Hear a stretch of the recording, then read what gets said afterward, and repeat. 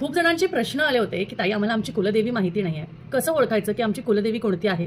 यासाठी तुम्हाला एक खूप साधा सोपा उपाय मी तुम्हाला सांगणार आहे. दर मंगळवारी किंवा दर शुक्रवारी, मंगळवार आणि शुक्रवार हा कुलदेवीचा वार असतो. ज्यांची कुलदेवी रेणुका माता किंवा तुळजाभवानी माता आहे, आपल्या तुळजापूरची तुळजाभवानी माता आहे आणि माहूरची आपली रेणुका माता आहे, तर त्यांनी मंगळवारी ही गोष्ट करावी.